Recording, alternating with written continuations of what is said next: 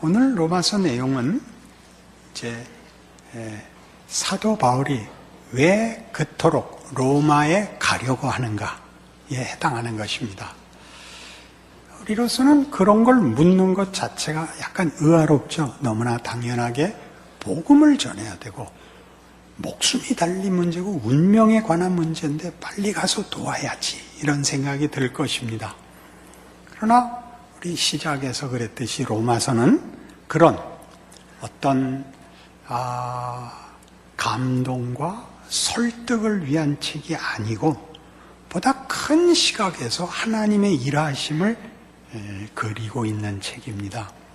다른 서신서들과 달리 어떤 지금 그 서신을 받아야 되는 교회에 일어난 어떤 어려움, 갈등, 문제들을 해결하는 것이 아니라 따지고 보면 인류 전체를 관객으로 놓고 바울이 하나님이 무엇을 하셨는가, 무엇을 하시는가, 그리고 무엇을 약속하여 실제로 역사 속에서 그 일을 어떻게 추진하고 계시고 약속하신 대로 가고 있는가를 말하고 있는 책입니다. 그래서 로마에 가기를 원하는 것은 14절 오늘 본문에서 보듯이 헬라인이나 야만인이나 지혜 있는 자나 어리석은 자에게 내가 다 빚진 자입니다. 이 빚졌다는 건 물 상대방에 대한 책임이 남아있다는 뜻인데, 로마에서 예수 믿는 사람들과 바울 사이에 무슨 채무관계가 있다는 뜻이 아니라, 우리 1장 1절을 로마서를 여는 데서 시작했듯이 예수 그리스도의 종 바울은 사도로 부르심을 받아 라는 말과 5절에 있는 그로 말미암아 우리가 은혜와 사도의 직분을 받아 에 해당하는 설명입니다.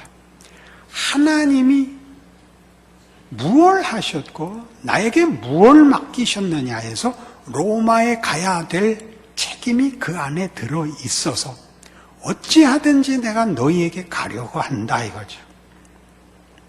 로마 교회에 있는 사람들과의 문제가 아니라 하나님의 일하심이 너희한테까지 나를 보내고 있으므로 이건 나에겐 책임이다.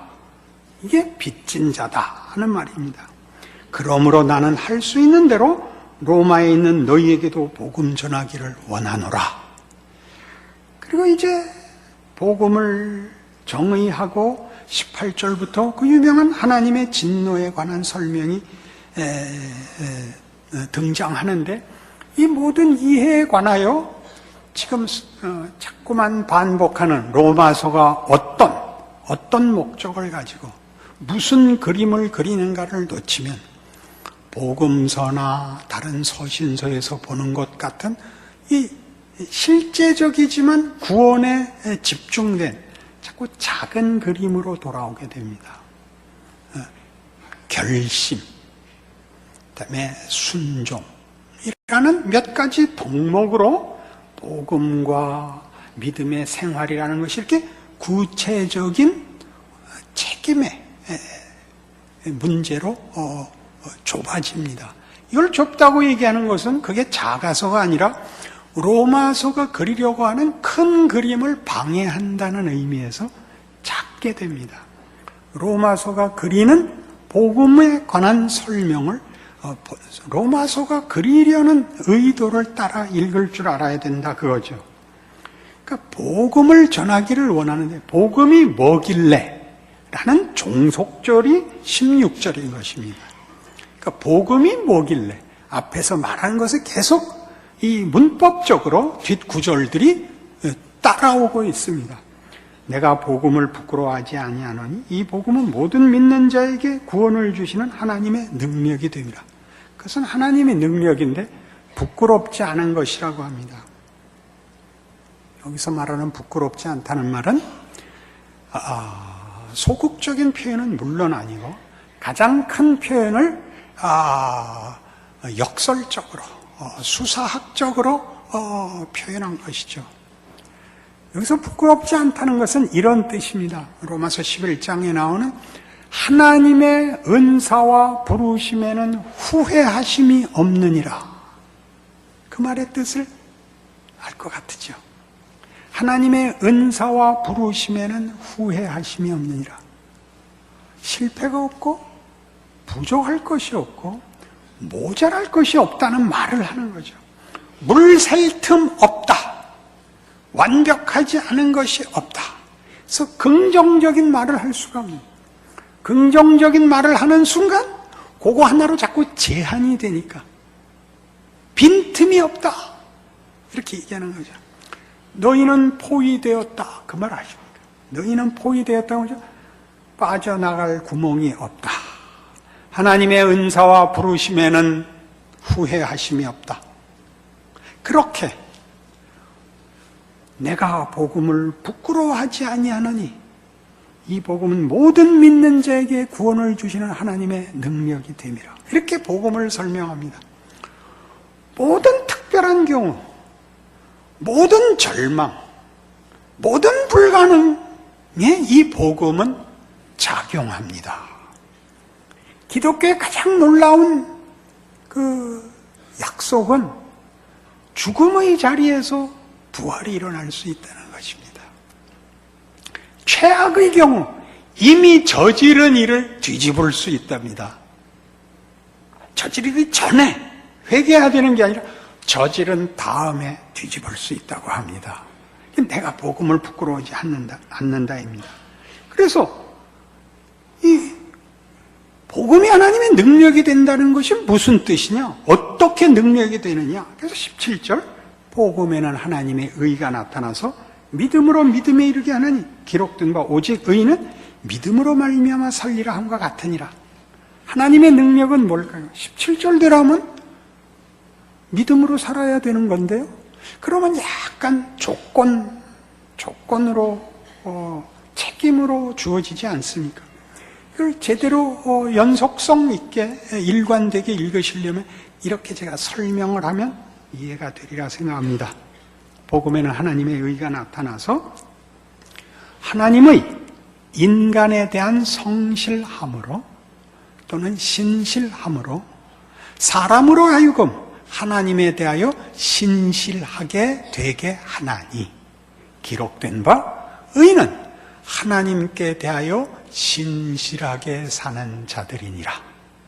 하나님의 신실하심, 우리를 신실케 만든다는 것이 왜 필요하죠? 그러니까 18절 그렇지 않으면 진노 아래 있을 수밖에 없다.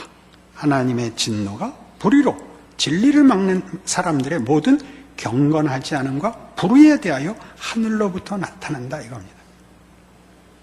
진노가 어디에 임한다고요? 불경과 불의. 불경은 하나님을 하나님으로 섬기지 않는 것이요. 불의는 하나님께 대하여 신실하지 않은 것입니다. 하나님의 신실하심 밖에는 거기는 그것 자체로 심판이고 저주일 수밖에 없다. 그러니 복음은 뭐냐? 그러니까 하나님의 신실하심 속에 들어오는 것인데 복음은 뭐냐? 그 일을 하나님이 예수 안에서 이미 행하셨다는 선언이다. 역사적인 사건을 얘기하는 것입니다. 한 개인이 예수를 믿어 회개하는 실존적 순간이 다 있습니다만 그것은 하나님의 이 행위, 하나님의 자비와 긍휼과 의로우심과 능력에 의하여 제공된 역사적 사건 위에서 가능해지는 것입니다. 하나님이 우리가 아직 죄인 되었을 때 이 약속을 하셨고 그 약속을 지키셨다는 것 때문에 우리의 행위, 회개, 결단, 신앙이라는 것이 가능한 것입니다. 그리고 무한히 모든 조건과 경우에 찾아가고 있습니다. 그걸 복음이라고 하는 것입니다. 우리 예전에 일제 강점기 속에 있을 때 이런 일 당했었죠. 해방이 됐는데 해방이 된 게 실감이 나지 않았습니다.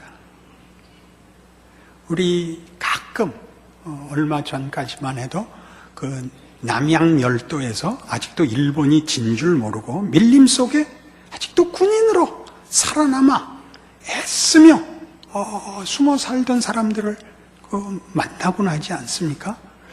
그런 식이 된 거죠. 자비로운 하나님의 통치, 복을 주시려는 하나님의 백성으로 이제 나라가 바뀌었는데, 하나님이 우리가 지은 대로 갚지 않는 세상을 만들어냈는데 거기에 참여하고 누리는 일로 복음은 선포되고 있는 것입니다. 그래서 복음이죠. 나도 되는가? 그렇다. 예수를 믿어야 한다 라는 말은 그때 그 조건절이 아닙니다. 훨씬 큰 선언입니다. 예수로 말미암아 누구나라는 얘기입니다. 너도 된다. 회개는 뭐죠? 나도 되는구나를 아는 거죠. 죄 짓던 데서 죄 안 짓던 대로 돌아서는 그런 도덕성과 어떤 종교성의 변화가 아닙니다. 내가 누군지 아는 겁니다. 그게 하나님을 알아야 내가 누군지를 알죠. 그 관계에서의 문제니까.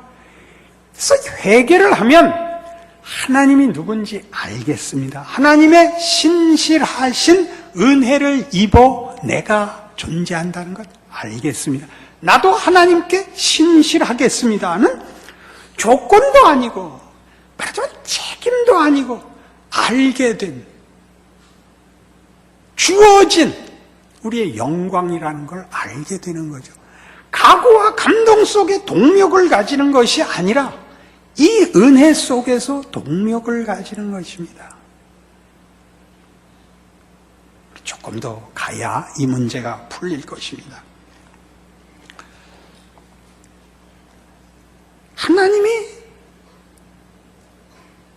하나님께 신실하지 않는 자들, 즉 불경과 불의를 행하는 자들에게 진노하신다면 그건 좀 불공평하지 않는가? 아니, 그런 일이 정말 사실인가? 거기에 대한 설명이 19절 이하입니다. 이는 하나님을 알만한 것이 그들 속에 보임이라. 하나님께서 이를 그들에게 보이셨느니라.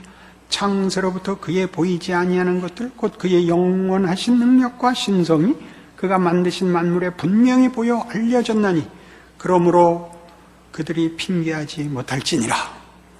하나님의 진노, 하나님의 신실하심과 통치 바깥에 있는 것이 어떤 심판과 벌 속에 있는 것이냐? 역사를 보라. 하나님을 아는데 하나님께 영광을 돌리고 그의 신실하심을 구하고 그에게 신실한 존재가 되기를 거부했던 것을 보라. 우리가 언제 하나님을 알며 알고도 잘못을 범했습니까? 세상을 보라. 그게 창조 세계에 하나님의 신성이 너무나 분명해서 예술이 있지 않냐? 그러는 겁니다. 예술이 있습니다. 신앙과 관계없이 예술이 있습니다. 창조 세계에 보이지 않는 신성이 충만하게 나타나 있습니다. 예술이 있죠. 그리고 뭐가 있다고요? 영혼과 양심의 갈증과 자극이 있습니다. 어느 누구에게나 영혼의 갈증과 양심의 가책이 있습니다. 양심의 가책은 여러분 너무나 잘 아시니까 설명이 필요 없지만, 영혼의 갈증은 뭐죠? 인간이 스스로 만족한 사람이 없습니다. 인류 역사상 유명하다는 문학 작품들을 보십시오. 문학 작품은 위대한 작품일수록 그것은 신앙 고백과 거리가 멉니다. 모든 위대한, 인류가 유산으로 삼고 있는 모든 위대한 문학 작품은 다 이 반발, 고역, 즉 자유의 의지로 가득해서 그 자유가 죽음을 극복 못하는 문제에서 아우성치는 것들이라는 공통된 주제를 가집니다.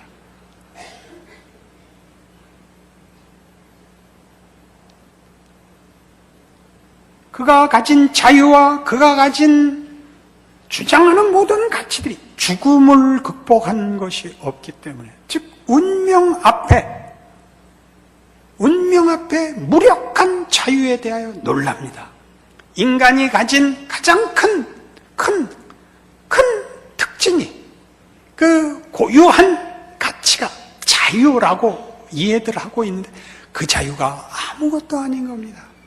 그러니 여러분 이제는 다 안 읽겠지만 까라마조프가의 형제들 읽다 말다를 여러 번 한 그거, 이게 무슨 얘기인지 모를 얘기가 전부 그 얘기죠. 이방인, 이런 것들입니다. 왜 사람은 바람을 피우나? 왜 사람은 술을 먹나? 왜 사람은 싸우나? 노인과 바다. 청새치를 잡았으면 빨리 냉동실에 넣어야지. 그건 왜 끌고 오는가? 이런 긴 얘기들을 답이 없죠. 왜? 죽으니까. 죽어나가니까. 아무리 지가 잘났어도 죽어버리는 데는 대책이 없거든요. 그 유한함을, 무력함을 실컷 보았는데, 그러나 인간이기를 포기하고 다만 생존을 위하여 생각 없이 살 수는 없더라니까요. 고민하죠. 묻죠. 덤비지요. 다 위대한 작품이라는 겁니다. 그의 영혼이 스스로 채울 수 없는 더 깊은 것을 요구하고 있는 탓입니다. 그래서 얘기죠. 창세로부터 그의 보이지 아니하는 것들, 곧 그의 영원하신 능력과 신성이 그가 만드신 만물에 분명히 보여 알려졌나니, 그러므로 그들이 핑계하지 못할 것입니다. 그것 자체가 너희가 더 큰 것을 필요로 하는 존재라는 것에 대한 증거이다. 아무리 문명이 발달해도 행복하지 않지 않습니까? 아무리 교육을 받아도 인간성이 나아지진 않지 않습니까? 그렇죠? 한계를 알아야죠. 꺾으라는 얘기가 아닙니다. 그것이 무엇을 위하여, 무엇을 채우기 위하여 하나님이 만드신 것인가를 아는 것이 복음이라 그러죠. 인간의 진정한 자유와 진정한 영광이 하나님께 있다는 것이 우리에겐 복입니다. 한 인간의 지식과 경험과 고급한 사색과 무슨 고민과 투쟁, 그런 거하고는 차원이 다른, 우리가 상상하고 소원하는 것보다 큰 창조주 하나님의 기쁘신 뜻, 영광된 것입니다. 그러나 우리는 그것을 거부합니다. 하나님을 알되 하나님을 영화롭게도 아니하며 감사하지도 아니하고 오히려 그 생각이 허망하여지며 미련한 마음이 어두워졌나니, 스스로 지혜 있다 하나 어리석게 되어 썩어지지 아니하는 하나님의 영광을 썩어질 사람과 새와 짐승과 기어다니는 동물 모양의 우상으로 바꾸었느니라. 역사적 사실입니다. 그리고 지금도 자행되고 있고 주님 다시 오시는 날까지 반복될 것입니다. 그 인류가 행하고 행할 수밖에 없는 그 속에, 그 현실에 하나님이 찾아와 예수를 통하여 하나님과 우리 사이를 화목합니다. 회복합니다. 그래서 예수가 오심으로 로마서에 기록된 것과 조금도 틀림없이 일치하는 인간의 부패, 무지, 미련함과 패역함들이 예수로 하나님이 극복하시고 인류를 자신과 화해했다라고 선언하는 것이 예수 그리스도입니다. 예수 그리스도는 시간을 초월하여 떠다니는 가치이기 이전에 역사적 분기점을 만들어낸 분이요, 역사란 이제 바꿀 수가 없는 것입니다. 하나님의 약속을 바꿀 수가 없는 것으로 역사의 못을 박아 선포하는 겁니다. 나는 너희와 화해했다. 나는 너에게 신실한 하나님이다. 누구든지 예수 안에 들어오라. 아까도 얘기했죠. 예수는 누구인데? 우리를 위하여 피 흘려 죽으신 분. 감동하라는 얘기가 아니라 그의 피로 부른 자들, 그 어떤 것도 이 부름에서 제외될 수 없는 조건을 만족시킨 분으로 부르고 있다. 그렇게 얘기하는 것이 기독교 복음인 것입니다. 여러분만은 아닌 것 같습니까? 저 사람만은 아닐 것 같습니까? 그 모든 사람이 예수 안에서인 것입니다. 그러니까 예수로 말미암지 않고는, 이라는 뜻은 하나님의 뜻을 벗어난 영역과 존재와 가치가 있을 수 없다는 뜻입니다.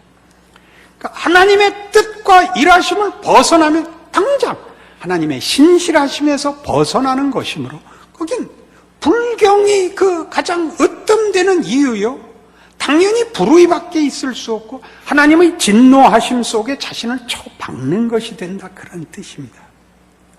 그러니 복음이 선언하는 신앙생활이란 뭐죠?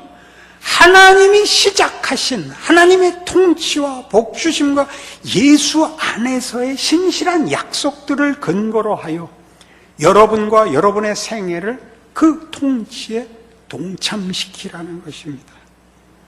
다만 도덕성의 얘기가 아니라는 것 100번도 넘게 얘기했습니다. 옳아야 되는 것, 유능해야 되는 것의 싸움이 아니라 하나님이 일하셨고 예수 안에서 보이신 대로 다시 오시는 날까지 그렇게 일하고 계신다. 거기에 참여하는 것이 우리 인생의 가장 큰 가치다. 그 큰 그림의 한 조각이다. 한 부분이다. 그러나 함께 만드는 하나님의 뜻이요 역사다. 그걸 하려는 얘기입니다. 고통스럽지 않다는 얘기도 아니며 늘 분명하다는 얘기도 아닙니다. 그러나 큰 그림 속에 들어있다는 걸 아셔야 됩니다. 들락날락하지만 내가 믿으면 하나님이 돌아보시다가 내가 외면하면 하나님이 또 숨으셨다, 그러지 않습니다. 우리가 아직 죄인 되었을 때 허락된 역사적 사건이요, 예수 안에서 붙잡는, 예수 안에서 하늘과 땅에 있는 모든 것을 통일하시겠다는 에베소서식의 선언으로 지금 진행되고 지금 역사하고 우리 모두에게 열려있는 시대인 것입니다. 우리가 못나서 이 일에 들어갔다 나갔다 하는 거죠. 하나님은 신실하게 일하고 계신데 말입니다. 인류 역사 내내 진리와 정의를 추구했습니다. 혁명도 하고 전쟁도 하고 교육도 시키고 반성도 하고 유엔도 만들고 별의별 짓을 다 했지만 언제나 하나님은 빼놓고 있습니다. 그 사실 잊지 마십시오. 하나님께 신실한 자가 되도록 하나님이 복음을 선포하셨습니다. 내가 너희를 예수 안에서 불러 내 백성 삼았으니 그게 무슨 뜻인지 알고 살아라. 네가 못났다고 내가 너희를 버리지 않을 것이며 너희들의 힘으로 유지되는 약속을 한 것이 아니라 예수 안에서 내가 한 약속이다. 못 담을 것이 없다. 라고 역사적으로 못을 박아놨죠. BC가 아니죠. 지금부터 2013년 전에 정확한 숫자는 한번 집에 가서 쉬어보십시오. 그게 로마서가 하고 싶은 이야기인 것입니다. 그래서 복음이 하고 싶은 얘기는 이거죠. 복음의 기쁜 소식은 제가 써왔으니까 있죠. 우리가 우리를 섬겨 우기고 기만하고 과장하고 절망하지 않아도 된다고 말하는 것입니다. 아시겠죠? 거기 나온 단어마다 다 가슴이 찔리죠. 구원이란 오직 자비로우신 창조주 하나님의 통치와 보호 아래에 있다는 기쁜 소식을 받아들이고 참여하는 것입니다. 내 인생을 하나님의 일하심 속에서 이해하는 것입니다. 지지고 볶는 그것. 예수님 33년간 살았는데 그의 삶을 다 기록한 것이 복음서가 아니다. 마지막 3년 공생에만 기록했는데 그것도 다 하지 않았습니다. 나머지는 지지고 볶는 삶을 사셨습니다. 우린 그걸 간과하곤 합니다. 그래서 우리가 우리 인생을 살면서 제일 크게 놀라는 것은 자유가 뭐냐 하는 것입니다. 자유란 고집을 부리는 것이 아닙니다. 나라는 존재를 확인하기 위하여 자기 고집을 부리는 것이 아닌 것은 우리 1년 내내 했던 자유가 행복을 가져다 준다가 거짓말이었다는 거 보지 않았습니까? 그래서 현대 사회에 이르러 행복을 위해서는 자유가 아니라 권력이 있어야 된다고 믿기 시작했습니다. 그 책임을 국가가 져야 된다는 것이 현대 사회입니다. 모든 것을 국가가 책임을 지라는 것이죠. 나의 행복을 위하여. 그 직전까지는 뭐였다고요? 그게 자유였어요. 근데 개인으로는 힘이 없어서 행복을 못 가진다고 생각해서 그것을 권력으로 옮기고 국가에 요구하여 행복을 부지런히들 추구하고 있습니다. 그래서 어느 나라나 힘들어합니다. 답이 없습니다.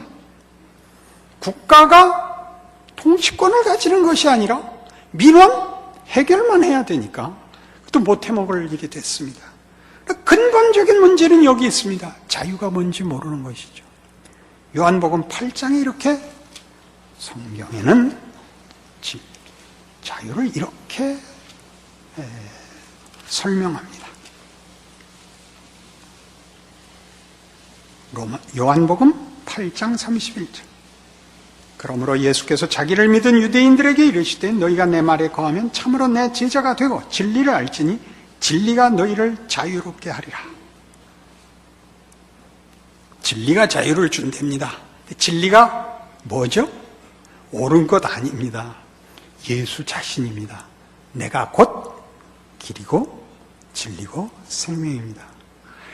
이 간혹 오해하는 거죠. 우린 진리가 어떤 원칙이라고 생각합니다. 어떤 원칙. 무인격에게 자신을 바치곤 합니다. 무인격은 융통성이 없습니다. 예수가 진리라는 것은 얼마나 놀라운 것이냐. 내가 복음을 부끄러워하지 아니하노니 하나님의 은사와 부르심에는 후회하심이 없느니라. 얼마나 놀라운 표현들인지 아십니까? 인격자만이 할 수 있는 표현이거든요. 인격은 융통성이 있습니다.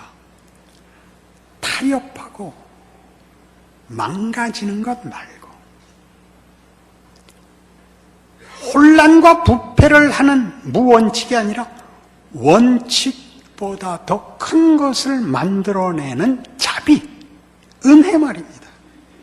불쌍히 여기다, 이해하다, 용서하고 사랑하고 축복한다. 이런 것은 원칙이 아닙니다. 그것은 개인이 가지는 의지요 성품입니다. 자유는 예수 안에만 있습니다. 어떻게요? 하나님의 자녀가 되어 하나님께 신실한 자가 되므로 하나님의 신실하심의 통치 아래 들어가면 비로소 우리는 하나님의 형상으로 지음을 받은 인격의 부요함을 알게 됩니다.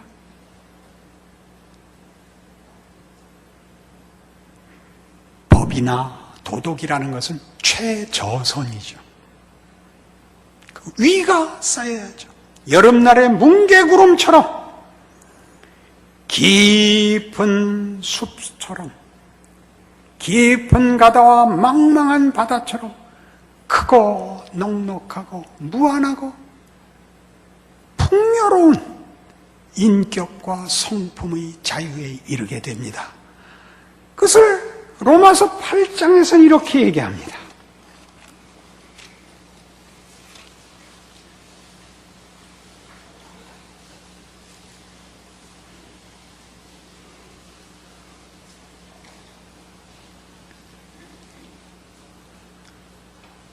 15절 말씀부터 보시죠. 너희는 다시 무서워하는 종의 영을 받지 아니하고 양자의 영을 받았으므로 우리가 아빠 아버지라고 부르짖느니라. 하나님과 우리 사이에, 아니 신앙이든 실존이든 여러분의 삶 속에 두려움이 따라오는 이유는 여러분들이 불안하기 때문입니다. 여러분들의 한계를 여러분들이 알기 때문이고 우리가 위험 아래에 있다는 걸 본능적으로 알기 때문입니다. 우상을 섬기면 우상과의 관계에도 어떤 대가를 치르지 않고는 얻을 수 없다는 걸 알기 때문에 어느 신을 섬겨도 불안합니다. 그러니까 기독교 신앙을 다른 모든 것과 구별하는 가장 중요한 표현 중에 하나가 두려움입니다. 사랑 안에는 두려움이 없고 온전한 사랑이 두려움을 내어 쫓느니라. 요한일서 4장 18절 말씀입니다. 그걸 여기서 얘기합니다. 아버지와 자식이라는 관계는 두려움이, 공포가 있지 않습니다. 매를 맞을 수도 있죠. 꾸중을 들을 수도 있죠. 근본적인 공포는 없습니다. 아버지가 날 죽일 것 같대. 그렇게는 생각 안 합니다. 배짱이죠. 무슨 배짱? 나 더 때리면 집 나갈 거야. 이게 공포와 다른 것입니다. 기도할 때 써먹지 마십시오.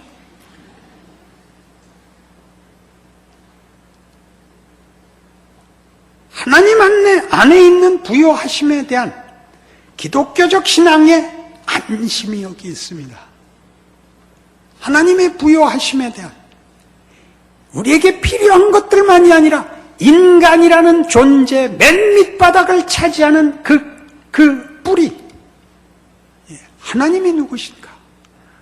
하나님이 내게는 어떤 존재인가? 나는 어떤 가치가 있는가의 이 안심, 이 항복, 이 자랑이 있는 것입니다. 그것이 기독교 복음입니다. 여러분이 이미 고백하고 가지고 있고 그 지위에 있는 신앙입니다. 우리의 못난 것이 우리를 늘 자책케 하고 혼란케 할 수 있어요. 하나님이 그러시는 것 아닙니다. 우리가 우리 자신과 우리 자신에게 준 하나님의 명예를, 위대함을 알게 하기 위하여 하나님이 기회를 주고 있는 것입니다. 기다려 주시는 것입니다. 우리로 깨닫게 하시며 살찌우시고 알게 하십니다. 그것을 경히 여기지 마십시오. 여러분이 생각 않고 사는 매 순간이 얼마나 놀랍고 놀라운 순간들인가를 기억하는 신자된 고백과 소망과 믿음이시기를 바랍니다. 기도하십시다. 하나님 아버지 은혜를 감사합니다. 하나님의 자녀로 사는 영광과 위대함과 인생의 귀한 것들을 확인합니다. 우리의 넘어지는 것과 의심하는 것과 어리석은 것 용서하시고 붙들어 우리가 멀리 도망가지 말게 하옵소서. 누워 외면하고 허송세월하지 않게 하옵소서. 더 주의 일하심에 참여하여 우리의 인생의 귀한 것과 하나님 일하시는 기적을 누리며 자랑하며 감사하는 인생 되도록 붙들어 주시옵소서. 지금은 우리 주 예수 그리스도의 은혜와 하나님 아버지의 극진하신 사랑과 성령님의 교통하심이 하나님의 자녀라는 이름의 귀한 것과 영광을 확인하고 가슴을 펴고 돌아가는 주의 사랑을 입은 심령들 위에 영원토록 함께 있을지어다.